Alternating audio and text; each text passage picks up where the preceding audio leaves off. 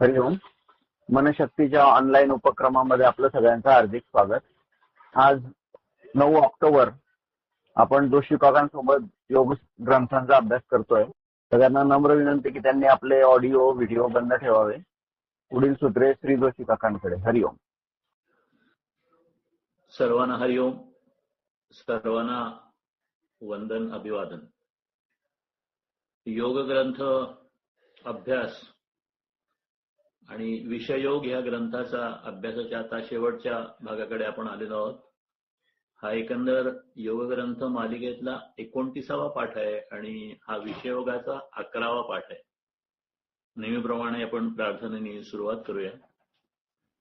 ब्रह्मानंदम परमसुखदम केवलम ज्ञानमूर्तिम द्वंद्वातीतं गगनसदृशं तत्त्वमस्यादिलक्ष्यम् एकं नित्यं विमलचलं सर्वधि साक्षिभूतं भावातीतं त्रिगुणरहितं सद्गुरुं त्वं नमामि. मूकं करोति वाचालं पङ्गुं लङ्घयते गिरिं यत्कृपातमहं वन्दे परमानंदमाधवम्. स्वामीजींचं महाशून्य बिंदूचं पुण्यस्मरण आणि राष्ट्रकल्याण प्रार्थना. हे राष्ट्र मोठे झाले पाहिजे यासाठी अखंड परिश्रमाबरोबर वातावरण शुद्धीही झाली पाहिजे. या दोन्हींची एकत्रता आम्ही करत आहोत. मानवता कल्याणमस्तु, राष्ट्र कल्याणमस्तु, व्यक्ती कल्याणमस्तु. हरिओम. थोडक्यात मागच्या पाठाचा 28व्या पाठाचा आढावा घेऊया आणि पुढे जाऊया. सगळ्यांना या योग ग्रंथाचा म्हणजे विशेषतः या विषयोग ग्रंथाचा समारोप करताना स्वामीजी सांगतात की या सगळ्यांना या सगळ्याचा म्हणजे ह्या सगळ्या ज्ञानाचा प्रत्येक माणसाला शक्ती जुळवणूक, प्रत्येकाची शक्ती जुळवणूक आणि विविध इच्छाशक्ती किंवा कामशक्ती समतोलासाठी याचा उत्तम उपयोग होईल असं तिथे सांगतात. आणि या पुस्तकाच्या 158 आणि 159 पानावर याच्याबद्दल सविस्तर कसा उपयोग होईल ते दिलेलं आहे. त्याची मागच्या वेळेला आपण काही चर्चा केली. नंतर प्रयोग केंद्रातून काय सहाय्य मिळेल ह्याच्यावर ते म्हणतात की श्रद्धाशक्ती जागृत केली तर महाशून्य बिंदूकडून आपल्याला सहाय्य मिळू शकतं. आणि ते काही गूढ किंवा रहस्य काही नाहीये की एक ते सिम्बॉल आहे, एक काळा मोठा गोल आहे. आपल्याला महाशून्य बिंदू सगळ्यांना माहिती आहेत, मनशक्तीत गेलेला असते, सगळ्यांना प्रार्थना सभागृहात लावलेला आहे. त्या ठिकाणी सगळ्यांनी केलेल्या सत्कृत्याचा मानसिक अंश आहे किंवा ठेवला गेलेला आहे असं आपण मानतो. हाही परत श्रद्धेचा विषय आहे. आणि त्या साठ्यातून, त्या बँकेतून आपण जर डिपॉझिट काही केलं असेल तर आपल्याला त्यातून काही शक्ती मिळण्याची जी प्रक्रिया आहे. आणि या सगळ्या गोष्टीवर प्रयत्न केले आणि विश्वास ठेवला तर योग्य पूर्ण कल्याणकारी प्रत्यय येतील. इथे कुठेही पैशाचा काही संबंध नाहीये, स्वार्थाचा संबंध नाहीये, हा निस्वार्थाचा आणि एकंदर साधनेचा संबंध आहे. कामशक्ती म्हणजे इच्छाशक्तीचे सुख न टाकता त्याचं योग्य नियोजन करून ध्यान मार्गाने कामशक्तीचा समतोल कसा करायचा आणि त्याच्यासाठी ह्या ग्रंथातलं विवेचन आतापर्यंत आपण अभ्यास केला, चिंतन केलं त्याच्याबद्दल, तर त्या सगळ्याचा अवश्य उपयोग करता येईल.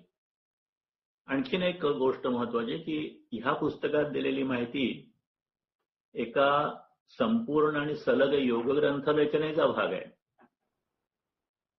म्हणजे 4 पुस्तकं आहेत, 5 पुस्तकं आहेत योग, त्यातला हा पहिला भाग आहे.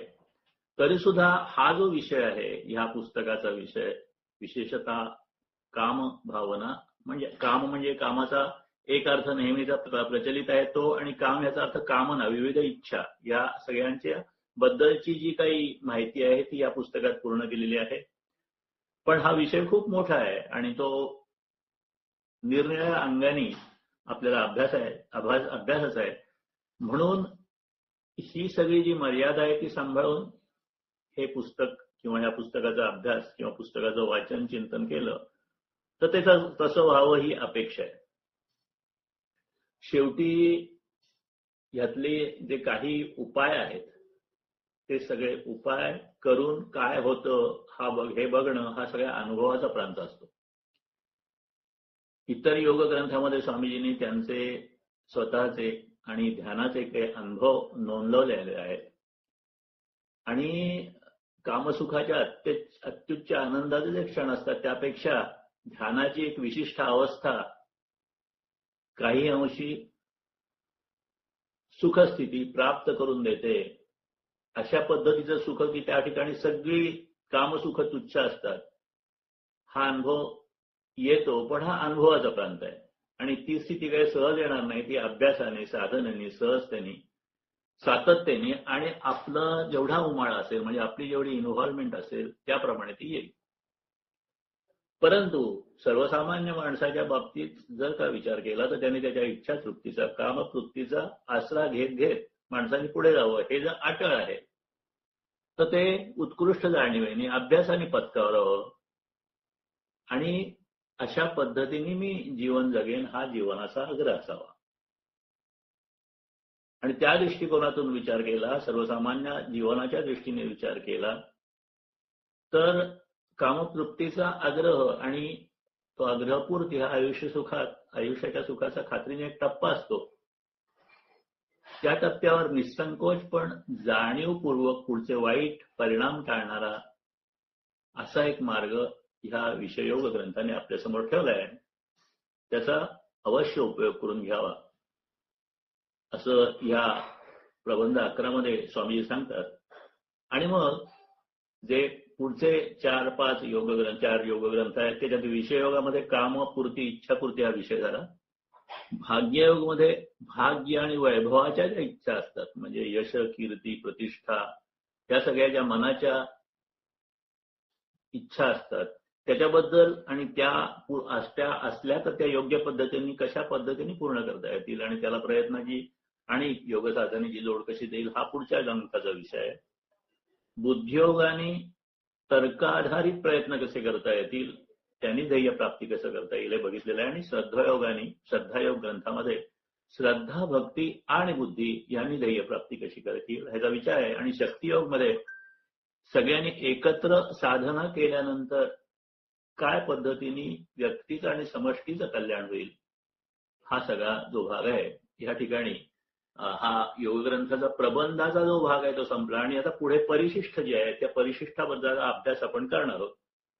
आता त्यातला परिशिष्ट अ आणि परिशिष्ट ब हा भाग आहे. त्यातला अ चा भाग आता आपण सध्या बघू. त्याच्यामध्ये विशेषत्वाने शरीराशी संवाद एक अपूर्व ध्यान पद्धती आणि त्यातले महत्वाचे मुद्दे दिलेले आहेत. कारण एकीकडे एक अर्धा तास किंवा 20 मिनिटं किंवा 25 मिनिटं ध्यान जर का आपण जीवनात म्हणजे रोजचं केलं तरी जागृतीचे 16.5 तास 16 तासापैकी अगदी अर्धा तास गेला आणि अन्य गोष्टीसाठी काही गेला तरी आपले 8-10 तास कामाचे उरतात. तर त्याच्यामध्ये काय पद्धतीने आपण जगावं, काय पद्धतीने प्रयत्न करावा हा प्रयत्नाचा भाग आणि ध्यानाचा भाग. आता ध्यानाचा भाग आपण अधिक तपशिलाने या पुढच्या 1-2 पाठात बघणार आहोत. आता मागच्या म्हटल्याप्रमाणे की ही ध्यान पद्धती जी आहे किंवा ही जी ध्यान क्रिया आहे ती कन्व्हेन्शनल ध्यान पद्धतीपेक्षा थोडी वेगळी आहे. आणि इथे आपण आपल्या इच्छेचा म्हणजे आपल्या मनाचा आणि आपल्या शरीरातल्या शरीर कार्याचा किंवा शरीराचे काही जी काही आपली शरीरामध्ये जी काही वेगवेगळ्या सिस्टीम्स आहेत, जी इंद्रिय आहेत, ज्या पेशी आहेत, ह्या सगळ्यांचा समन्वय कसा होईल म्हणजे मन आणि शरीर ह्याचा समन्वय काय माइंड अँड बॉडी किंवा ब्रेन अँड बॉडी अशा पद्धतीचा समन्वय साधण्यासाठी हे ध्यान आहे. हे सांगितलेलं आहे. तिथे हे षटचक्र ध्यानामध्ये सगळ्यात पाटकण्याच्या खालचं जे आहे ते मूलाधार चक्र, त्याच्यावर थोडं वर स्वाधिष्ठान चक्र, त्याच्यावर बेंबीच्या भागात नाभी किंवा मणिपूर चक्र, त्याच्यानंतर हृदयाजवळ अनाहत चक्र, कंठाजवळ विशुद्ध चक्र आणि मेंदूच्या भागात 2 भिवयांच्या मधल्या भागामध्ये आज्ञा चक्र आणि टाळूवर सहस्त्रार चक्र किंवा शून्य चक्र, अशी ही 7 चक्र आहेत. आणि ही चक्र जरी दिसत नसली तरी त्याचा लाभ मिळतो, हा एक भाग आहे. आणि ह्याच्या संबंधी सगळे तर्कशुद्ध संदर्भ स्वामीजींनी वेगवेगळ्या ठिकाणी दिलेले आहेत. भाग्ययोगामध्ये दिलेले आहेत, श्रद्धायोगामध्ये दिलेले आहेत, बुद्धियोगामध्ये दिलेले आहेत आणि विषययोगामध्ये सुद्धा दिलेले आहेत. आणि त्याचे संदर्भ जे आहेत ते कुठल्या मुद्द्यात आहेत, कुठल्या पानावर आहे, हे सगळं त्या पुस्तकात आपल्याला बघायला मिळेल. हा झाला ज्ञानमार्ग, समजून घ्यायचा आणि करायचा. आणि ज्याला हे समजणं आवश्यक वाटत नसेल किंवा समजणं जरा किचकट वाटत असेल तर त्या श्रद्धा मार्गाने सुद्धा आपण तोच लाभ, म्हणजे हे चक्रांचा लाभ जो आहे तो आपण अभ्यासाने समजून घेतला तरी मिळतो आणि श्रद्धा मार्गाने सुद्धा मिळू शकतो. आपल्याला श्रद्धा मार्ग हवा आहे का, बुद्धिमार्ग हवा आहे किंवा तर्क मार्ग हवा आहे, समजून घ्या, ज्ञान मार्ग हवा आहे, हे आपण आपलं प्रत्येकाने ठरवायचं असतं. एकतर पूर्ण ज्ञान तरी घ्या किंवा पूर्ण श्रद्धेने सुरुवात करा. कुठल्याही पद्धतीने केलं तरी आपल्याला पूर्ण त्याचा प्रत्यय येईल. आता हा जो भाग आहे, हा भाग सुरू करण्याच्या अगोदर विषययोग ग्रंथात दिलेला नाहीये, परंतु तरी सुद्धा षटचक्राबद्दलची थोडी जर का माहिती आपल्याला आपल्या बॅकग्राऊंडला म्हणजे रेफरन्समध्ये साठी जर का उपयुक्त असेल तर ती बघावी. त्या दृष्टिकोनातून षटचक्र ध्यानाचा एक चांगला रेफरन्स मला मिळाला, तो मी आपल्याशी शेअर करतोय. आणि मग पुढचा भाग जो आहे या परिशिष्टाचा तो आपण बघू. षटचक्र योगाने शरीराचा समतोल साधता येतो आणि तो समतोल साधण्याचा आपला प्रयत्न आहे. आपल्या शरीरात 7 चक्र किंवा 7 शक्तिस्थान आहेत, आपण ती बघितली. याच्यातून आपली प्राणशक्ती फिरत असते आणि या चक्रात जर का शक्ती व्यवस्थित फिरली आणि शक्तीचं चलनवलन झालं तर ठीक असतं, पण एखाद्या चक्रामध्ये शक्ती अडकली तर आजाराचं कारण सुद्धा ती ठरू शकते. म्हणून सर्वसाधारण ही साधना करताना चक्राचा अर्थ समजून घेणं आणि ती शक्ती, आपली शक्तीचं चलनवलन योग्य पद्धतीने आपल्या शरीरात राहावं, म्हणजे आपलं शरीर, थोडक्यात आपलं शरीर योग्य पद्धतीने काम करावं, म्हणून ही थोडीशी माहिती. जेव्हा चक्र किंवा शक्तीचा तो चौक स्वामीजींनी म्हटल्याप्रमाणे अवरोधित असतो किंवा त्याच्यामध्ये काही अडथळा असतो, तेव्हा ती प्राणशक्ती मोकळी करण्यासाठी काही विशिष्ट प्रयोगाने मदत होऊ शकते. आणि त्यासाठी योगासन हा उत्तम मार्ग आहे, कारण योगासनामुळे, श्वासामुळे नवीन शक्ती आकर्षित केली जाते. अर्थात योगासनांचा अभ्यास हा आपला ह्या पाठमालेतला विचार नाहीये. आपण जो अभ्यास करतोय तो विशेषत्वाने इच्छापूर्तीसाठी आणि इच्छापूर्तीसाठी जे उपाय त्याचा करतोय. परंतु योगासन हा सुद्धा एक उपाय आहे. योग हा शारीरिक आणि आध्यात्मिक सराव असल्यामुळे योगासन हा फक्त शरीरासाठी नाही तर मन, भावना आणि आत्म्यासाठी पण आहेत. म्हणून चक्रांचा समतोलासाठी हा व्यायाम उत्तम ठरतो. आणि म्हणूनच स्वामीजींनी ह्या पुस्तकांच्या पूर्वीच्या प्रकरणात असं म्हटलेलं आहे की हा एक वेगळ्या पद्धतीने विचार आणि वेगळ्या पद्धतीने मांडणी आहे आणि त्याच्यामध्ये शरीर आणि मनाचा समन्वय हाच विषय आहे, परंतु वेगळ्या पद्धतीने केलेला आहे. योगासनाची पद्धत आपण ह्या ठिकाणी बघणार नाही, आपण वर्तन आणि ध्यान असे 2 पद्धती बघतोय. त्यातला तर पहिला मूळ तत्व आहे ते मूलाधार चक्र आहे. आता ह्या प्रत्येक तत्वाला, ह्या प्रत्येक चक्राला एक तत्व आहे, एक रंग आहे आणि एक मंत्र आहे. आता परत हे तत्व ह्या मूलाधार चक्राचं पृथ्वी म्हटलं जातं, रंग लाल म्हटलं जातो आणि मंत्र लम असं म्हटलं जातो. आता परत हे सगळं आपण फक्त रेफरन्ससाठी बघतोय, त्याचे प्रत्येकाचे डिटेल्स आपल्याला बघणं ह्या अभ्यासात तरी, ह्या आपल्या सध्याच्या अभ्यासात अपेक्षित नाहीये, परंतु ही माहिती. आता परत ह्या सगळ्या ज्या गोष्टी आहेत ह्या कोणीतरी अभ्यास करून, कोणीतरी निरीक्षण करून किंवा प्रत्यक्ष अनुभवून ह्या दिलेल्या आहेत, परंतु सब्जेक्टिव्हिटी असल्यामुळे प्रत्येकाचा थोडाफार वेगळा विषय असू शकतो. पण आपण इथे फक्त जनरल माहिती घेतोय. ह्या मूलाधार चक्राचं स्थान मज्जारज्जू तळाशी गुदद्वार आणि जननेंद्रियांच्या मध्ये आहे. त्याच्यानंतर मूलाधार चक्राचा जो प्रभाव आहे तो काही ग्रंथीवर म्हणजे ऍड्रिनल ग्लँड, मूत्रपिंड, पचन संस्थेचा खालचा भाग, उत्सर्जन क्रिया आणि लैंगिक क्रिया यांच्यावर असतो. या चक्रातील जर का दोष निर्माण झाले तर थकवा, शांत झोप न लागणं, कंबरदुखी, मांड्या, पाय दुखणं, बद्धकोष्ठ, नैराश्य, रोगप्रतिकारक क्षमतेवर परिणाम, स्थूलपणा व खाण्याच्या चुकीच्या सवयी दिसून येतात. म्हणजे थोडक्यात शरीरावर वेगवेगळे परिणाम होतात आणि ह्या असंतुलनाचा परिणाम वर्तनावर सुद्धा होतो. म्हणजे मग अस्थिरता, भीती, राग, स्वतःवर विश्वास, असुरक्षितता, आरामाची आवश्यकता आणि सतत मालकी हक्क दाखवणं अशा प्रकारच्या काही मानसिक वर्तनावर सुद्धा त्याचा परिणाम होऊ शकतो. हे जर चक्र जर का व्यवस्थित असेल, संतुलित असेल तर स्थिरता, एकाग्रता वाटणं, स्थिरता वाटणं स्वभावात, वचनबद्ध आणि स्वतंत्र ऊर्जा आणि चेतना असणं, ताकद असणं, शांतवृत्ती असणं, पचनशक्ती चांगली असणं, ह्या सगळ्या संतुलित असल्याची लक्षणं आहेत. चक्र संतुलित करण्यासाठी जी आसनं आहेत ती आसनं अशी असतात की पायावर वजन टाकणारी आसनं, जसं की पर्वतासन, कोणासन, वीरभद्रासन, उत्तानासन आणि सेतुबंध, सर्वांगासन अशा प्रकारची काही आसनं दिलेली आहेत. म्हणजे आपण प्रत्येक चक्राबद्दल माहिती घेताना त्या चक्राचं तत्व, रंग, त्याचा मंत्र, स्थान, मूलाधार चक्राचा प्रभाव कुठे आहे ते बघतो. ते जर का असंतुलित झालं तर शरीरावर काय परिणाम होतात, वर्तनावर काय परिणाम होतात, चक्र जर का संतुलित असेल तर काय लक्षणं असतात आणि चक्र संतुलित करण्यासाठी काय आसनं आहेत, ही अत्यंत धावती माहिती ती सुद्धा फक्त संदर्भासाठी घेत आहोत. स्वाधिष्ठान चक्र ह्या तत्वाचं ह्या चक्राचं तत्व पाणी आहे, रंग नारंगी आहे असं म्हटलं जातं आणि मंत्र वम हा आहे. त्याचं स्थान माकड हाडाच्या खाली, जननेंद्रियांच्या आणि मज्जातंतूच्या मध्ये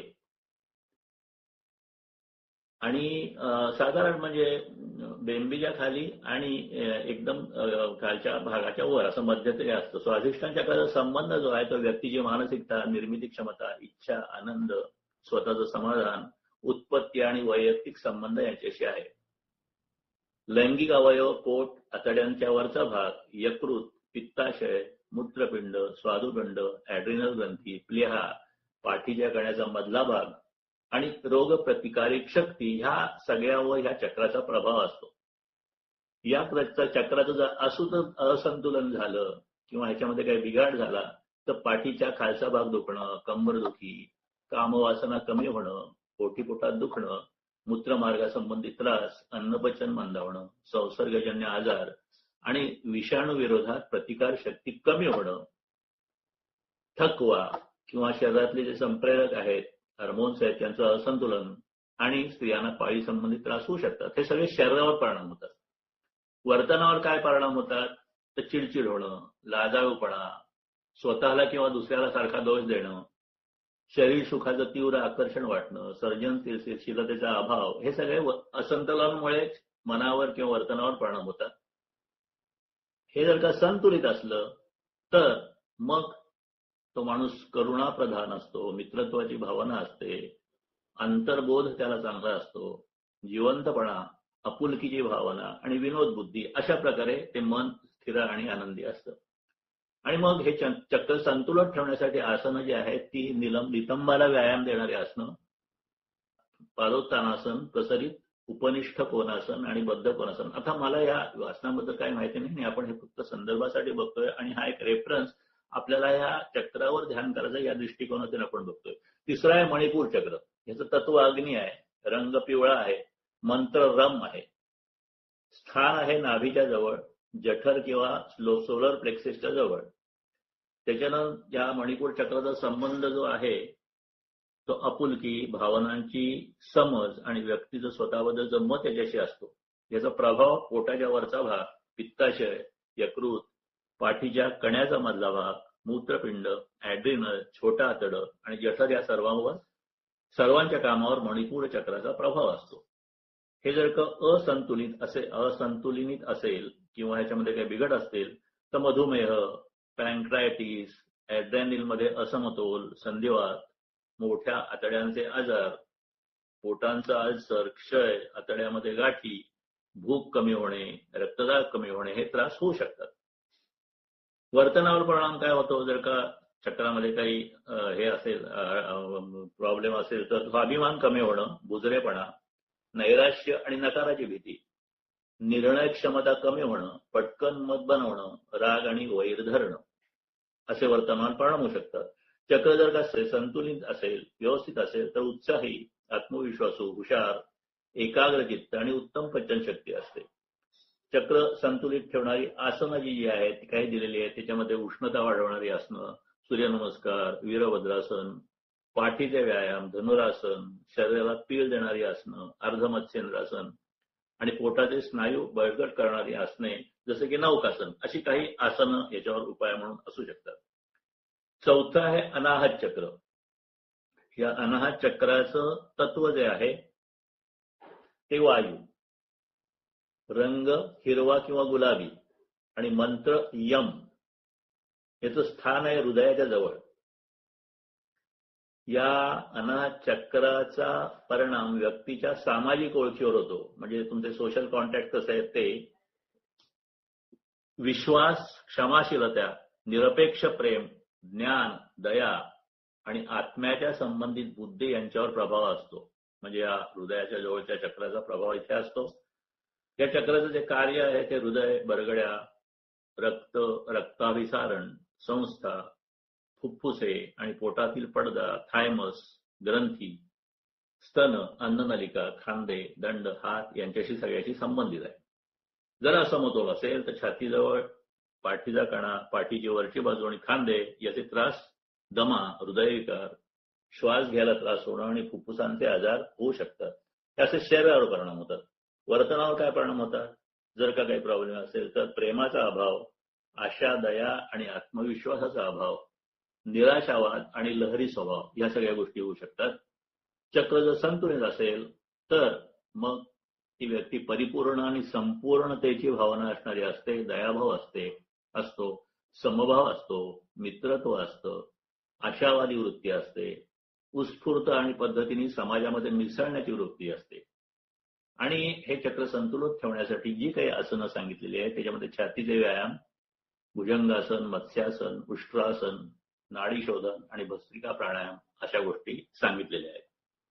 हे झालं चौथं चक्र. पाचवं विशुद्ध चक्र, विशुद्धी चक्र. त्याचं तत्व आहे आकाश, रंग आहे निळा, मंत्र आहे हम, स्थान घशाच्या जवळ आणि घशाच्या पोकळीमध्ये असतं. या चक्राचा संबंध संवाद, सर्जनशीलता, विश्वास, खरेपणा, सजगता आणि अभिव्यक्ती या सगळ्या व्यक्तिमत्वाच्या पैलूंशी आहे. आणि याचा जो प्रभाव आहे तो गळा, गलग्रंथी, परावटू ग्रंथी, श्वासनलिका, मानेतील मणके, स्वरतंतू, मान व खांदे, दंड, हात, अन्ननलिका, तोंड, दात आणि हिरड्या यांच्यावर असतो.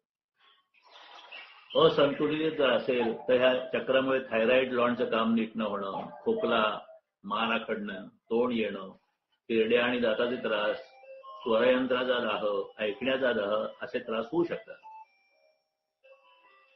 वर्तनावर काय परिणाम होतो? जर का या ग्रंथामध्ये काही निरुद्ध हे असेल, अवरुद्ध असेल तर अविश्वास, निर्णय क्षमता नसणं, कमकुवत इच्छाशक्ती, अभिव्यक्तीचा अभाव, सर्जनशीलतेची कमतरता आणि व्यसनांच्या आहारी जाण्याची वृत्ती अशी होऊ शकते. या चक्राच्या संबंधी जर का काही प्रश्न असतील तर, प्रॉब्लेम असतील तर. चक्र जर संतुलन असेल तर मग ते सर्जनशील असतो माणूस, बोलका असतो, चांगलं व्यक्तिमत्व असतं, उत्तम संवाद कौशल्य असतं, समाधानी असतो, चांगला श्रोता असतो, शांत असतो. आणि चक्र संतुलित ठेवणारी जी आसनं आहेत ती आहेत मत्स्यासन, मार्जारासन, मानेचे व्यायाम, सर्वांगासन, सेतुबंध आणि हलासन अशी वेगळी आसनं हे विशुद्ध चक्राशी संबंधित आहेत. सहावं आहे आज्ञाचक्र. त्याचं तत्व आहे प्रकाश, रंग आहे निळा, मंत्र आहे ओम, स्थान आहे भ्रूमध्य म्हणजे दोन डोळ्यांच्या मधली जागा, जी तिसऱ्या डोळ्याची जागा म्हटली जाते ती आहे. आज्ञाचक्राचा संबंध आहे स्वत्वाच्या जाणीवेकडे, शहाणपणा, बुद्धी, दृष्टीआड असणाऱ्या गोष्टी पाहण्याची दृष्टी, कल्पनांची अंमलबजावणी, अलिप्तता, अंतर्ज्ञान, समजूतदारपणा आणि अंतःप्रेरणेने तर्क करू शकणे याच्याशी त्याचा संबंध आहे. याचा प्रभाव ज्या शरीर भागावर पडतो ते आहेत मेंदू, डोळे, कान, नाक, पिच्युएटरी ग्लँड्स, पिनियल ग्लँड्स आणि चेतासंस्था यावर त्याचा परिणामात प्रभाव असतो. असंतुलन असेल तर डोकेदुखी, भीतीदायक स्वप्न, डोळ्यावर ताण, शिकण्याची क्षमता कमी असणं, खूप भीती वाटणं, नैराश्य, अंधळेपणा, बहिरेपणा, आकडी येणे किंवा मणक्याच्या संबंधित आजार हे त्रास होऊ शकतात. असंतुलनाचा वर्तनावर परिणाम काय होतो तर चुकीची मते होतात, गोंधळ होतो, खऱ्याची भीती वाटते, बेशिस्त आणि एकाग्रता साधता न येणे हे प्रॉब्लेम होऊ शकतात. चक्र संतुलित असेल तर सुस्पष्ट विचार, चांगली कल्पनाशक्ती, चांगली अंतर्ज्ञान शक्ती, एकाग्रता आणि लक्ष केंद्रित करण्यास सुधारणा होऊ शकते. चक्र संतुलित ठेवणारी आसन जी आहे ती बालासन, ध्यान, योगमुद्रा, डोळे आणि डोळ्याभोवती हात फिरवणे वगैरे गोष्टींनी होऊ शकतं. आणि शेवटचं 7वं सहस्रार चक्र, की ज्या चक्रावर साधना करायची नसते, परंतु त्या चक्राची माहिती अशी आहे की तत्व आहे अंतश्चेतना, रंग जांभळा किंवा पांढरा आणि मंत्र नाही, मौन हा मंत्र आहे. स्थान आहे माथ्यावर. सहस्रार चक्राचा प्रभाव म्हणजे काय, अंतर्ज्ञानाने माहिती होणं.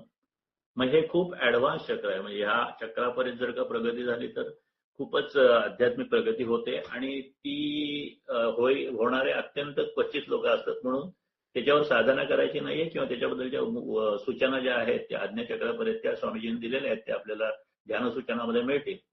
तर ह्या सहस्रार चक्राचा जो प्रभाव आहे तो अंतर्ज्ञानाने माहिती होणं, अध्यात्माशी नातं असणं, मन, शरीर, आत्मा आणि अंतश्चेतनेची जाणारी रेषा, मेंदू, चेतासंस्था आणि शीर्षग्रंथी म्हणजे पिनियल ग्लँड या चक्राच्या सगळ्या अखत्यारीमध्ये या चक्राचा प्रभाव येतो. जर का हे चक्र जर का कुठल्याही कारणाने असंतुलित असेल तर अतिथकवा आणि उजेड आणि आवाजाबद्दल संवेदनशीलता येते. ध्येय नसणं, आयडेंटिटी क्रायसिस, स्वतःबद्दलच्या शंका, कुठल्याही आध्यात्मिक पद्धतीवर किंवा श्रद्धेवर, स्फूर्तिस्थानाबद्दल अविश्वास, भीतीची भावना आणि अतिभौतिकवादी स्वभाव हे वर्तनाचे गोष्टी असू शकतात.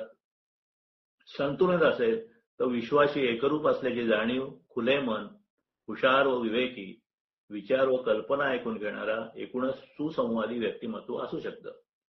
आणि चक्र संतुलित ठेवण्यासाठी आसनं जी आहेत तोल सांभाळ करायची आसनं ज्याने शरीराबद्दल सजगता वाढेल, जसे की योग मुद्रेत बसून ध्यान करणं. तर अशा प्रकारची ही जी 7 चक्र आहेत ज्या चक्रावर योग साधना केली जाते, 6 चक्र त्यातली मुख्य आणि शेवटचं फक्त माहितीसाठी, ती आपण एक जनरल रेफरन्स म्हणून बघितली. कारण आपण ह्या चक्राचा विचार ह्या आपल्या शरीराची संवाद ह्या ध्यान पद्धतीत करणार आहोत.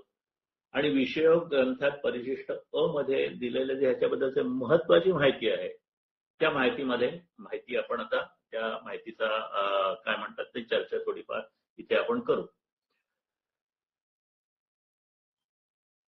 ध्यानशक्ती मिळवण्याची सर्वोत्कृष्ट पद्धत म्हणजे शरीरात 6 शक्तिस्थानं जी कल्पलेली आहेत त्यावर एकाग्र होऊन 7व्या सर्वोच्च स्थानापर्यंत पोहोचणे.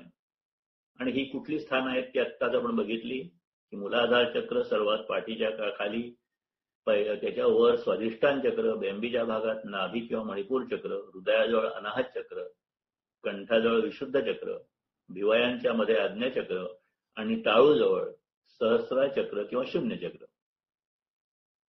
आता ह्याच्याबद्दलच्या ज्या काही सुचवलेल्या गोष्टी आहेत विषयक पुस्तकामध्ये त्याचा आपण आढावा घेऊया. हे मी पुस्तकात दिलेलं आहे तेच आपल्याला एक प्रकारे वाचून दाखवतोय कारण ते तशाच्या तशा पद्धतीने समजून घेणं आवश्यक आहे. कुंडलिनी योग ही अत्यंत प्रभावी ध्यान पद्धती आहे आणि तिचं मूळ हजारो वर्षापूर्वी असलं तर त्याची पूर्ण प्रगती 700-800 वर्षापूर्वीची आहे. संयम करून ध्यान कसं करावं याबद्दल पुस्तकाच्या पान 163 वर सविस्तर मार्गदर्शन आहे आणि त्यातले महत्वाचे मुद्दे आपण आपल्या या विवेचनामध्ये सुद्धा बघणार आहोत आज किंवा पुढच्या विवेचनामध्ये. पुढचा मुद्दा आहे सहाय्य कोणाचं घ्यायला लागतं का, श्रेष्ठींचं कोणाच्या ह्या क्षेत्रातल्या श्रेष्ठींचं सहाय्य घेण्याबद्दल ते स्वामीजी असं म्हणतात की साधना करताना त्यातल्या त्यात पूर्ण निस्वार्थ अशा ज्ञानी व्यक्तीकडून सहाय्य मिळालं तर जरूर घ्यावं आणि अशा ज्ञात्याच्या सूचना अवश्य पाळाव्यात. त्यातल्या त्यात पूर्ण निस्वार्थ अशा ज्ञानी व्यक्तीकडून सहाय्य मिळालं तर जरूर घ्यावं. परंतु अशा पद्धतीचा सहाय्य मिळेलच असं सांगता येतं, मिळालं तर घ्यावं. नंतर दुसरी आवश्यक गोष्ट आहे ती सत्संकल्प. म्हणजे ध्यान करणाऱ्याचा जो संकल्प पाहिजे त्याच्याबद्दलची माहिती आहे. ध्यानात जर का समता स्थिती यायची असेल तर बाहेरच्या समतेसाठी म्हणजे सद्वर्तनाचा संकल्प केला पाहिजे. समता बघा, आपल्या शरीरात विषमता आपण म्हणतो की आपल्या इच्छामुळे आपल्या शरीरात ज्या काही वेगळ्या वेगळ्या घटना घडतात आणि त्यामुळे जो असं शक्तीचा असमतोल निर्माण होतो, ज्याची आपण खूप चर्चा मागच्या पाठामध्ये केलेली आहे. तो जो आहे ती अंतर्गत विषमता म्हणजे शरीराच्या अंतर्गत विषमता. आणि शरीर ज्या जगात वावरतं त्या जगात जर का विषम परिस्थिती असेल, म्हणजे कुटुंबात असेल, समाजात असेल, तुम्ही राहता त्या ठिकाणी असेल, तर त्याचा सुद्धा आपल्याला त्रास होतो. म्हणून बाहेरची समता सुद्धा आवश्यक आहे प्रत्येक व्यक्तीला. आणि म्हणून बाहेरच्या समतेसाठी सुद्धा ती सगळी आपण नाही बदलू शकत. बाहेरची गोष्ट आपण नाही बदलू शकत. परंतु मला जेवढं शक्य होईल तेवढा काहीतरी संकल्प केला पाहिजे. तो संकल्प योजनाबद्ध असला पाहिजे आणि दुसऱ्यासाठी समाजासाठी काही चांगलं करण्याचा निश्चय हा आपण उच्चारला पाहिजे. त्याच्याबद्दल आपण संकल्प केला पाहिजे. आणि अशा पद्धतीने काही जर का आपण निस्वार्थ किंवा निष्काम सेवा आपल्या आयुष्याला जोडली तर मनात जे बाह्य विकल्प येतात ते येतातच, पण ते थोडे थोडे कमी होतात. नंतर ध्यानाला बसण्यापूर्वी तुम्हाला ज्याचा निस्वार्थ पटलाय अशा कुठल्याही त्यागी, देशभक्त, मानवताप्रेमी व्यक्तीचे, देवतेचे, प्रतीकाचे किंवा आकृतीचे स्मरण करण्यास हरकत नाही. म्हणजे आपल्याला ज्या गोष्टीबद्दल प्रेम वाटतो, भक्ती वाटते, आदर वाटतो, आपल्याला आदर्श वाटतो, अशी कुठलीही एक व्यक्ती म्हणा, देवता म्हणा, प्रतीक म्हणा, काय आकृती म्हणा, काही करायला त्याचं स्मरण करायला हरकत नाही की त्यामुळे आपण एक चांगल्या काय म्हणतात त्या मनस्थितीमध्ये जातो. नंतर ध्यानस्थान कसं असावं. आता ध्यानस्थान आपल्याला प्रत्येकाला त्या पद्धतीने मिळेल असं नाही. आपल्याला जे ध्यान मिळेल ते मिळेल, परंतु आयडियल की आधी ही सगळी आत्तापर्यंतची पार्श्वभूमी बघितली की त्या पार्श्वभूमीवर ध्यानाला बसावं. शक्य असेल तर निवांत, दोन बाजू निवांत किंवा 30 सेंटीमीटर जाड भिंत असलेली कुटी निवडावी. कितीही काळजी घेतली तरी भरकटणारं मन सूक्ष्म आवाजाने भ्रमित होतं. भरकटणाऱ्या मनाला कितीही शांत ठेवलं तरी ते भरकटच राहतं.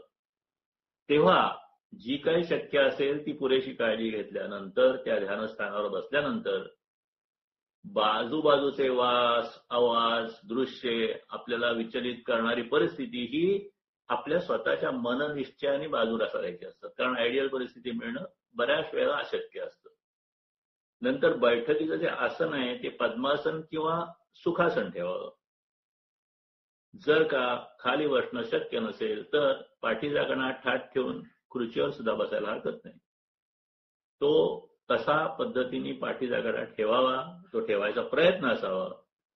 पण ध्यानाच्या सहज अवस्थेमध्ये पाठीचा थोडा भाग तोल टाळला तरी चालेल. एकदा आसन बैठक जमल्यानंतर डोळे अर्धवट मिटा. बुबळे नाकाच्या शेंड्याच्या बाजूने राहू देत. म्हणजे डोळे अर्धवट मिटल्यानंतर डोळ्याची दृष्टी आहे ती नाकाच्या शेंड्याच्या बाजूने राहू देत. याचा अर्थ शेंडा पाहायचा असं नाही, तर ती फक्त त्या बाजूने असावी एवढंच. म्हणजे थोडक्यात दृष्टी थोडीफार खाली असावी, नाकाच्या दिशेने असावी, परंतु तिथेच पाहिलं पाहिजे असं नाही. त्रास झाला तर थोडीफार हालचाल करायला हरकत नाही डोळ्यांची.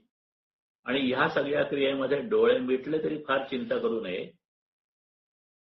गती, तेज आणि शून्य अशा ध्यानाच्या 3 अवस्था संकल्पना राखाव्यात. आधी गती, त्या गतीमुळे वेगळ्या वेगळ्या ठिकाणी शरीरात निर्माण होणारं तेज आणि फायनली शून्य स्थिती, अशा या 3 ध्यानाच्या अवस्था किंवा संकल्पना राखाव्यात. आता हे बघितल्यानंतर थोडी मतभेदाची काही काही स्थळं आहेत त्याच्याबद्दल पण चर्चा केलेली आहे. कारण एक पद्धत दिलेली आहे, ती बसवलेली आहे, ती कुणाच्या तरी अनुभवाने ज्ञानी माणसाने वगैरे लिहिलेली आहे. परंतु त्या आता मगाशी म्हटल्याप्रमाणे मूलाधार चक्र, स्वाधिष्ठान चक्र, नाभी, अनाही त्या ठिकाणी वेगळ्या वेगळ्या रंगाची कल्पना किंवा रंगदर्शन होतं अशी कल्पना केलेली आहे. तर त्यापैकी स्वामीजी म्हणतात की त्यापैकी पहिले 3 वर्ण म्हणजे मूलाधाराचा रक्त वर्ण, स्वाधिष्ठानचा पीत वर्ण, नाभीचा नील वर्ण, अनाहतचा धवल वर्ण, विशुद्धाचा धूम्र वर्ण, आज्ञाशब्द स्फटिक वर्ण आणि सहस्रार नाना वर्ण असे आपल्या पुस्तकात दिलेले हे वर्ण आहेत. आणि त्यापैकी स्वामीजी म्हणतात 3 वर्ण योग्य आहेत, चौथा सुद्धा काही प्रमाणात योग्य आहे.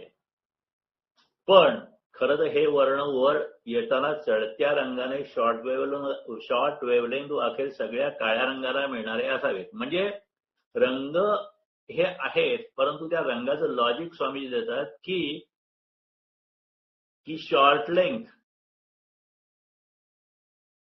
आणि शेवटी अल्टिमेटली काळा रंग मिळणारा असा असावा जातं. आणखी एक लक्ष गोष्ट की आणखीन सगळ्या रंगाच्या वेव्हलेंथ जरी वेगवेगळ्या असल्या तरी वैज्ञानिक दृष्टीने प्रकाश गती एकच असते, त्यात फरक नसतो. म्हणून साधारण काळात अनेक साधकांना विविध रंगाच्या पातळ्यांचे आभास होतात.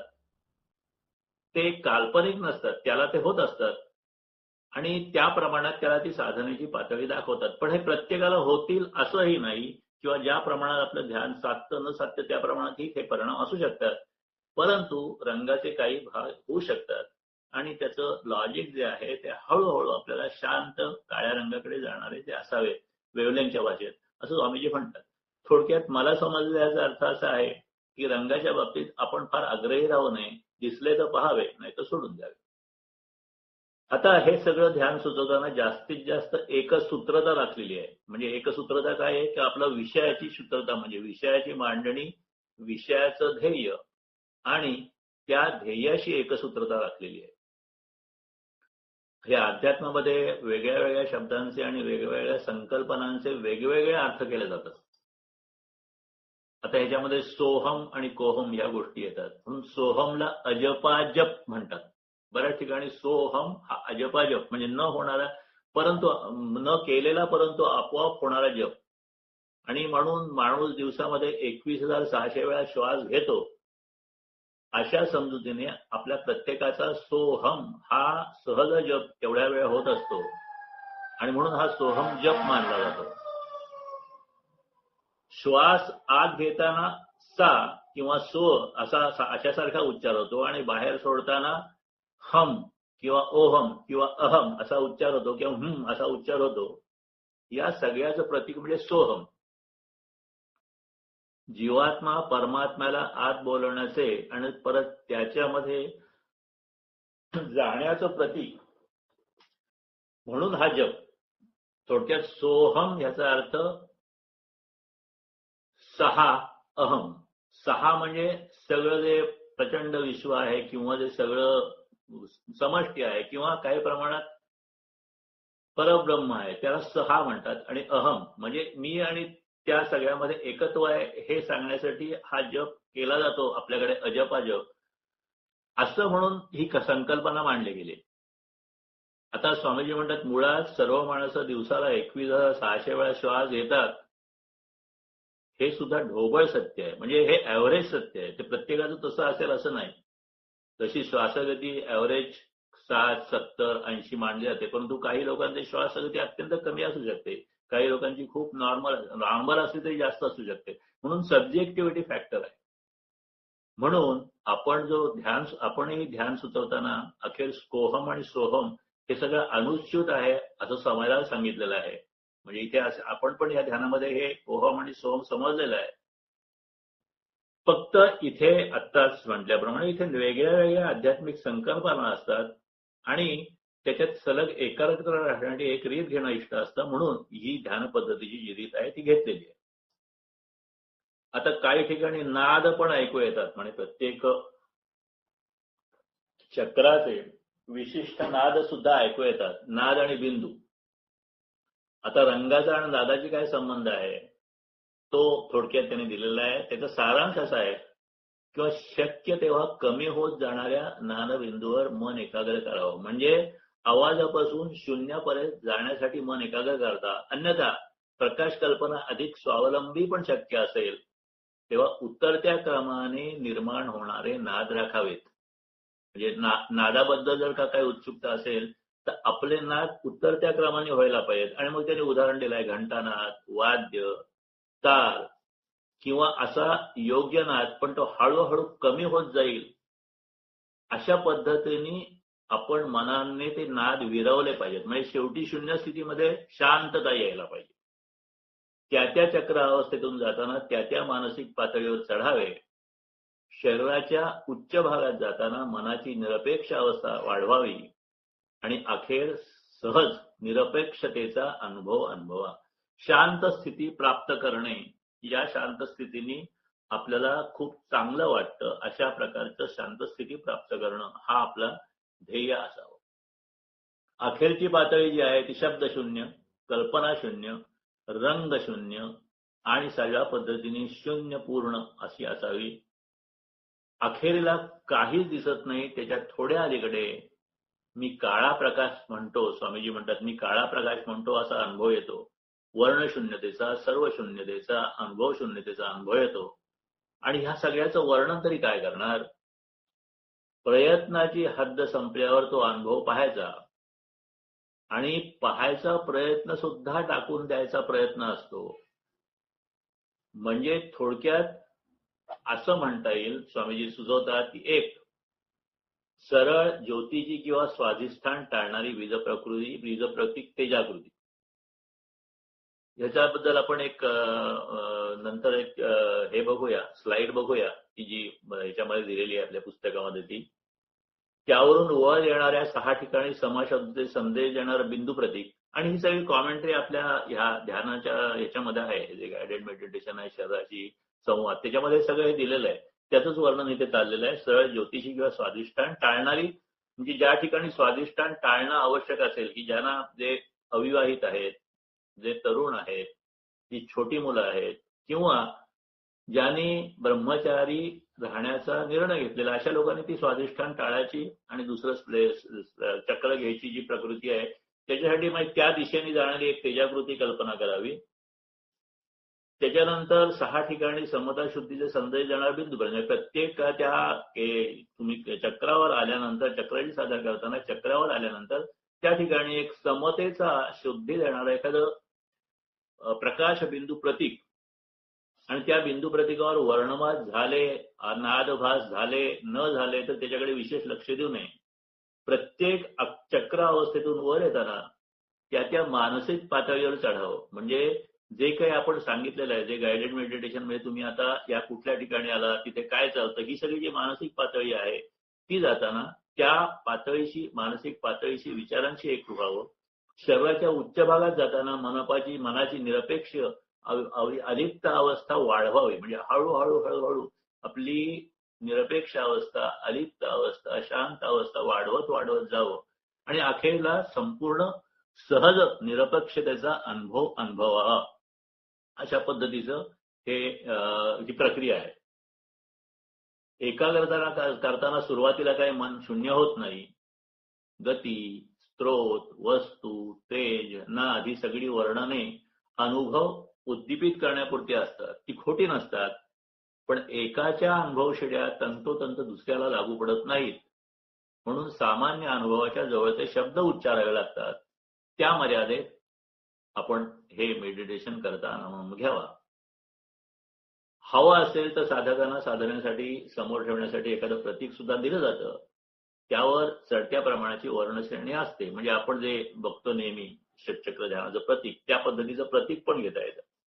त्याच्याऐवजी मनाने सुद्धा निरनिराळे रंग दिसतात. काही दिसतात, काही कल्पनेने डोळ्यासमोर आणावं लागतात. रंगच असं नाही, ही सगळी जी परिस्थिती आहे किंवा स्थिती आहे ती मनाला थोडंसं गुंगवावं लागतं. आपण शरीरातल्या ह्या चक्रातून जाताना चौकातून वर चाललेला आहोत ही कल्पना सुद्धा करावी लागते. ह्याला अवास्तव काही नाही. हळूहळू आपल्याला आपण शांत करण्यासाठी ह्या सगळ्या गोष्टी आहेत. प्लेक्सेस म्हणा किंवा चक्र म्हणा ही अगदी छोटी जागा असली तर मन स्थळच व्यापत नसल्यामुळे त्या मार्गाने शक्ती वर येत आहे अशी कल्पना सोपी असते.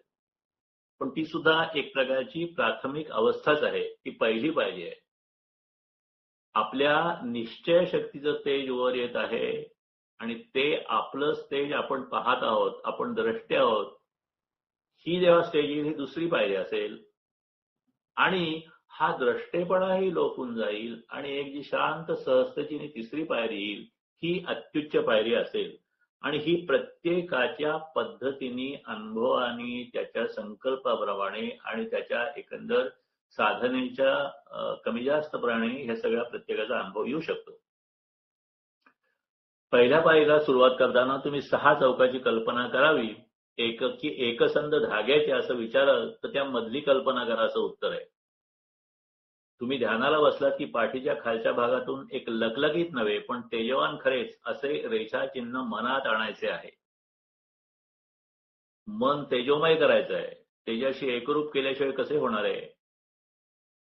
ज्यांना स्वाधिष्ठान चक्र टाळायचे अशाने ही तेजाकृती समोरच्या चित्रावर दाखवली आहे त्याप्रमाणे आहे. ही चित्र मी शेअर करतो इथे आता.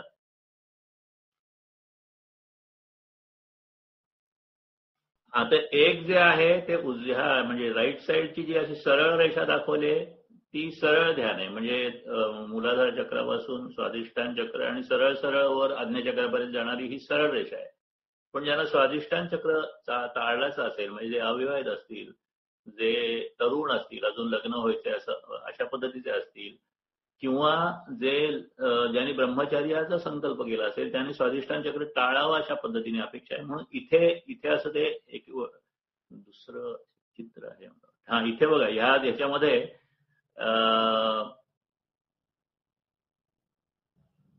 इथे हे खाली सर्वात जे आहे स्वाधिष्ठान चक्र आहे. त्याच्यानंतर हे जे आहे ते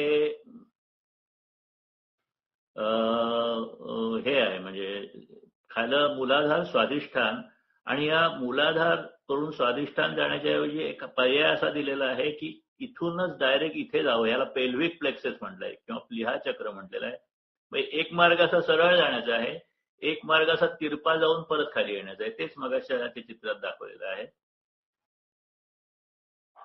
हा इथे म्हणजे एक मार्ग सरळ एक मार्ग एवढा हा सुझाव दिलेला आहे. स्वाधिष्ठानचा डोकं घालण्यासाठी काय करायचं ते असं दिलेलं आहे. ते मगाशी दाखवल्याप्रमाणे. तर तुम्ही ध्यानाला बसलात की पाठीच्या खालच्या भागातून एक लखलखीत पण तेजवान खरंच असं रेषाचिन्ह मनात आणायचं आहे. मन तेजोमय करायचं तर तेजाशी एकरूप केल्याशिवाय कसं होणार? म्हणून ते आपल्याला ती कल्पना करायची आहे. स्वाधिष्ठान चक्र टाळावेचे अशाने ही तेजाकृती समोरच्या पानावर डाव्या बाजूला दाखवली म्हणजे या इकडे लेफ्ट बाजूला दाखवलेली आहे त्याप्रमाणे ती कल्पना करावी. नंतर या सगळ्याची जी कॉमेंट्री आहे ती पुस्तकात पण आहे, ती युट्यूबवर पण आहे आणि आपण सुद्धा ती त्या आपल्या ध्यानाच्या कॅसेटवरनं वाजू शकतो. आता डाव्या बाजूची आकृती एखाद्या वीज प्रतीकासाठी लखलखून जाते आणि उजव्या बाजूची स्वाधिष्ठान न टाळलेली जी तेजाकृती आहे ती ज्योतीच्या सरळ प्रकाशाप्रमाणे सरळ दिशेत वर येते. आता ह्या सगळ्या कल्पना करायच्यात आपल्याला, त्या सगळ्या प्रक्रियेशी एकरूप होताना. सुरुवातीच्या काळात आपल्याला प्रत्येक चौकात आपण उभे राहून पुढे जातो तशी कल्पना करणं सोपं गेलं तर तसं करा. पण जर का दुसऱ्या पातळीवर थोड्याशा सवनी या तेज मार्गातले बिंदू प्रत्येक चौकातून वर शुद्ध म्हणजे आता ते जे आहे ते इथे हे बघा एक एक बिंदू दाखवलेले आहेत. त्या सर्वात जो आहे तो मूलाधार स्वाधिष्ठान हे त्याच्यानंतर हे असे एक एक कल्पनेने आपण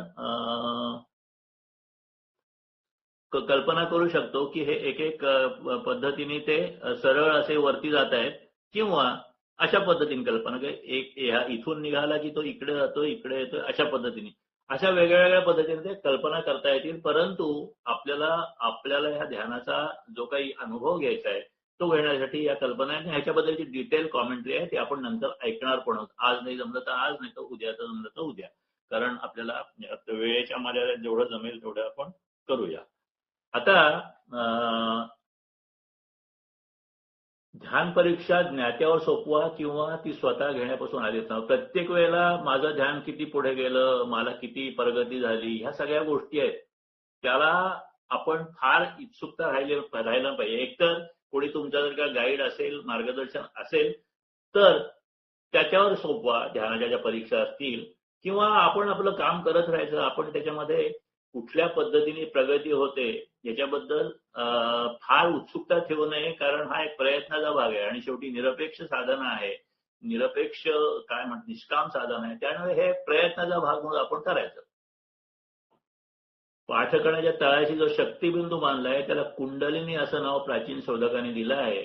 त्या स्फोटक शक्तीचा स्पर्श स्वाधिष्ठानपाशी अतिस्फोटक होतो म्हणून हे मूळ योग ग्रंथात सांगितले आहे. त्या शक्तीला जरी नागिन म्हटलं तरी तिची ते शेपटी हलवून तिला जागी करायची प्रक्रिया जी सांगितलेली आहे, त्याला ज्याला साधेल त्याने ते करावं. परंतु स्वामीजींचं म्हणणं आहे की त्यापेक्षा असं काहीही न करता फक्त सूचना पाळा आणि त्याने जे काय होईल ते होऊ द्या. पाठीच्या कण्याच्या तळाशी मन एकाग्र करावं. आपण तिथे श्वासानी, मंत्रानी, कुठल्याही कल्पनेनी पोचतो अशी कल्पना करावी. पाठीच्या नाद ऐकतो, वर्ण पाहतो, अशी जी काय आपल्याला सोयीची कल्पना असेल ती कल्पना करत करत पुढे जावं. आणि फक्त कुंडलिनी शक्ती आहे तिचं भान राखावं. तिला जागृत करण्याची इच्छा करू नये, कारण त्या गोष्टीची आवश्यकता नाही या सगळ्या प्रक्रियेमध्ये आणि त्याच्यामध्ये अनेक धोके पण असू शकतात. त्या दृष्टीने ते सांगितलेलं आहे की ढवळाढवळ न करता शांत, एकाग्र, निर्विकल्प बसणं आणि तिथे आपल्या प्रयत्नाची हद्द संपवून द्यावी. जीवाशी खेळू नका. थोडं अवघड पण अति अवघड नवं, एक पाऊल पुढे पण अतिरेक नव्हे, असं सामान्य माणसाला करता येईल आणि असंच करावं.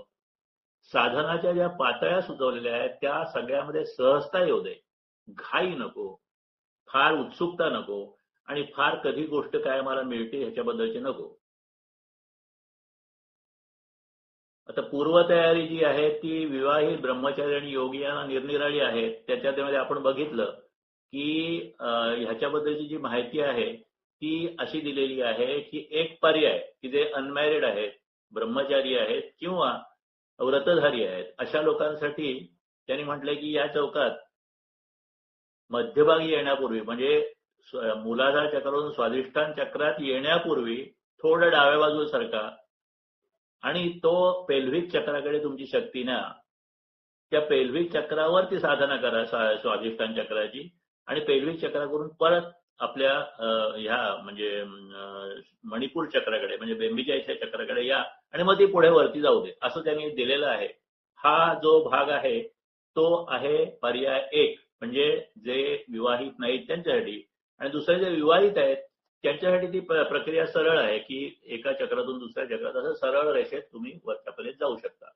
ह्या स्वामीजींनी ज्या सूचना केलेल्या आहेत ते धोके टाळण्यासाठी केलेले आहेत, कारण ते जो धोके आहेत ते आपण स्वाधिष्ठान चक्राबद्दलचे पूर्वीच्या पाठामध्ये बघितलेले आहेत की होण्याची शक्यता असते. अनेक लोकांना त्याचा त्रास झालेला आहे आणि म्हणून त्या अनुभवावरून स्वामीजींनी स्वतःच्या एकंदर ज्या काय म्हणतात तो जो विचार आहे तो तिथे आपल्याला वेगळ्या पद्धतीने मांडलेला आहे आणि त्याच्यासाठी या सूचना दिलेल्या आहेत.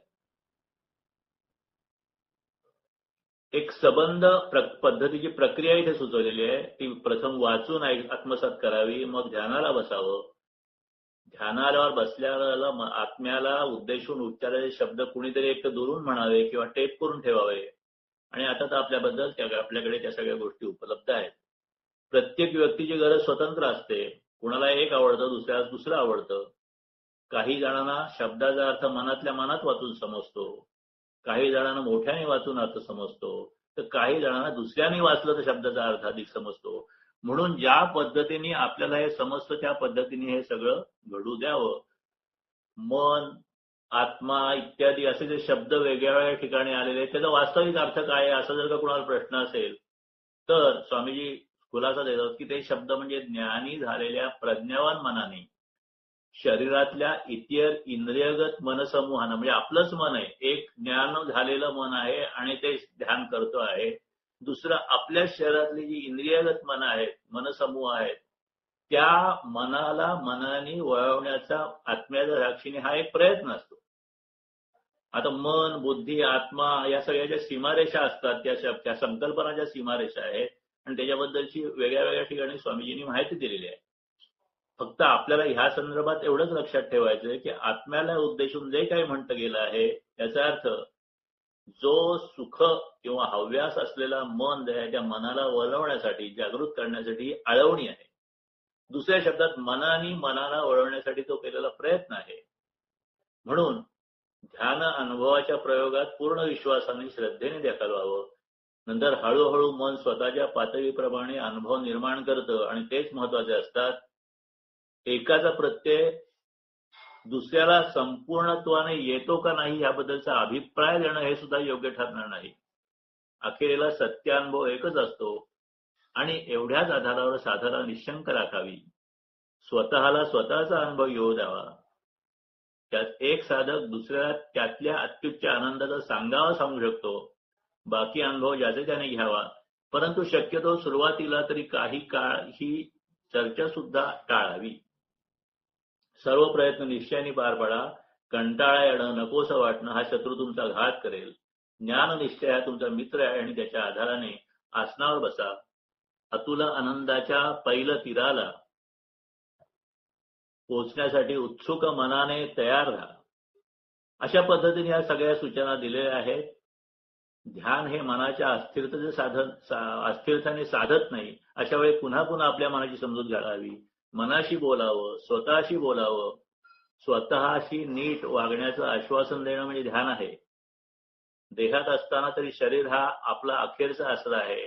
म्हणून त्याला सुद्धा वळून घेण्याची तुमची आपली जर का ताकद नसेल तर मग आपल्या जीवनाला अर्थ तरी कुठला आहे. म्हणून प्रयत्न करावा. प्रयत्न करत असताना आपल्या मनाला मनाने शिकवावं आणि अशा पद्धतीने अत्यंत उत्सुकतेने हा संवाद साधण्यासाठी आपण जर का ध्यानाला बसलो तर ह्या कल्पनेचा नवा आनंद, स्वामीजी म्हणतात, तुम्हाला खूप खूप सुखावेल. तुमच्या बुद्धीला पटवीत शक्ती मिळवण्याची एक स्वावलंबी प्रक्रिया आहे. नीट समजून घेतली तर धोक्याचा प्रश्न उरत नाही. थोडंसं त्यागपथ्य, थोडंसं चिंतन, थोडं पथ्य निश्चयपूर्वक केलं तर तुम्ही स्वतः आणि तुमचे कुटुंब सुखाच्या शिखरावर जाईल. जगातील सुखे तुम्ही जिंकालच, पण ती सुख तुम्हाला जिंकू शकणार नाही अशी एक गोड अवस्था तुम्हाला प्राप्त होईल. एक अनुभव घेऊन पहा. ह्या ठिकाणी हा जो परिशिष्टातला जो भाग आहे तो आपण पूर्ण करतो आहोत आणि ह्या ठिकाणी आपण ज्योती ध्यान घेऊया. आज जे ध्यान आहे ते ज्योतीचं ध्यान घेऊया. कारण या ज्योती ध्यानामध्ये परत आपल्याला ह्या कल्पना दिशा दिसतात आणि म्हणून आपण ज्योती ध्यान जे आहे ते आज घेऊया. मी प्रार्थना म्हणतो, आपल्या सगळ्यांना पाठच आहे. ती प्रार्थना म्हणत असताना त्या प्रार्थनेचा अर्थ, त्या अर्थामध्ये आपण ज्योतीला काय सांगतो आहे, ज्योतीच्या निमित्ताने परमेश्वराला काय सांगतो आहोत आणि त्यासाठी आपण काय संकल्प करतो आहोत आणि ते आपण पाळतो का नाही, हा सगळा जो विचार आहे तो महत्वाचा आहे. तर आपण या ठिकाणी आता वेळ पण होत आलेली आहे. आपल्याला एक 5 मिनिटात ध्यान प्रक्रिया पूर्ण करू आणि आज या ठिकाणी आपण थांबूया. ज्योती दिसते सगळ्यांना ना? हॅलो, हो. हा, मग या ज्योतीवर ध्यान करू आपण. सगळ्यांनी ध्यान स्थितीत जा, शांत व्हा, ज्योतीकडे बघा आणि नेहमीचीच प्रार्थना मी आपल्या सगळ्यांसाठी म्हणतोय. हे प्रकाश मित्रा, ज्यावर आपली दृष्टी एकाग्र होते त्याचे गुण आपल्या पिंडपेशीत भरतात.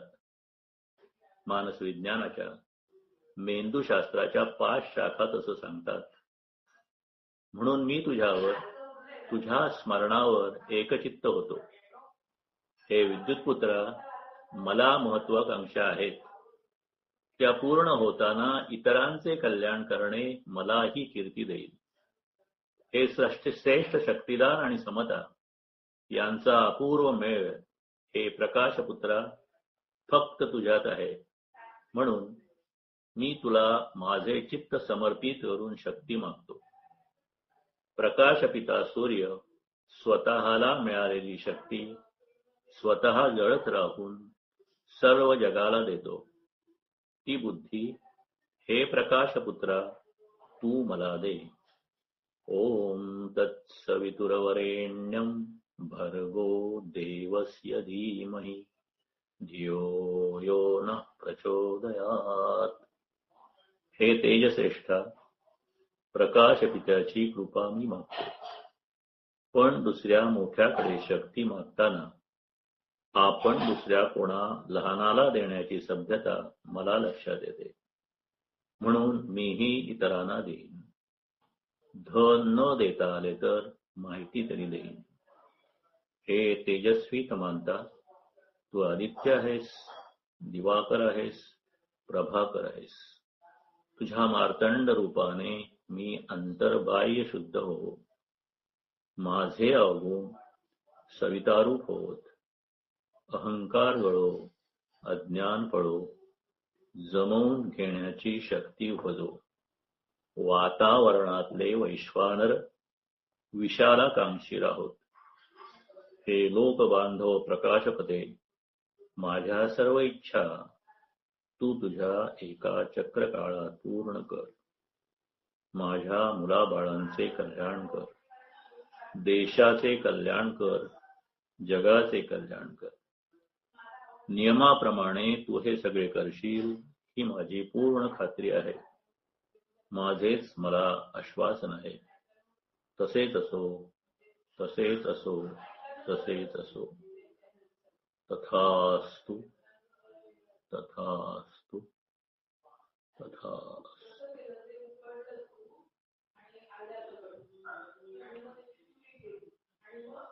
प्रत्येक प्रार्थना म्हणजे आपल्याला साधना दिशा देणाऱ्या आज्ञा असतात. प्रकाश प्रार्थनेमध्ये आपण जे मागणं मागतो त्या मागण्यासाठी मी काय करावं हे आपणच सांगत असतो. स्वामीजींनी लिखित ज्या प्रार्थना लिहिल्या त्यातली ही त्यांची शेवटची लिखित प्रार्थना. आता मी म्हणून त्यांनी प्रार्थना लिहिलेली आहे, परंतु ही त्यांनी स्वतःसाठी लिहिलेली नसून आपल्यासाठी लिहिलेली आहे. स्वामीजींच्या आपल्याला ह्या प्रार्थनेत ज्या आज्ञा आहेत त्या आज्ञांच्यावर चिंतन किंवा ज्या सूचना आहेत त्या सूचनांच्यावर चिंतन हे ज्या वेळेला आपल्याकडून अधिक प्रमाणात होईल त्या प्रमाणात ही प्रार्थना अधिक आपल्याला लाभदायक, फलदायक होईल. त्या दृष्टिकोनातून आपण ही प्रार्थना केली किंवा प्रत्येक प्रार्थना केली पाहिजे हे चिंतन करून आजचा पाठ इथे आपण संपवतो. ज्यांना कुणाला काही याबद्दल सांगायचं असेल, विचारायचं असेल, त्यांनी ग्रुपवर किंवा मला वैयक्तिक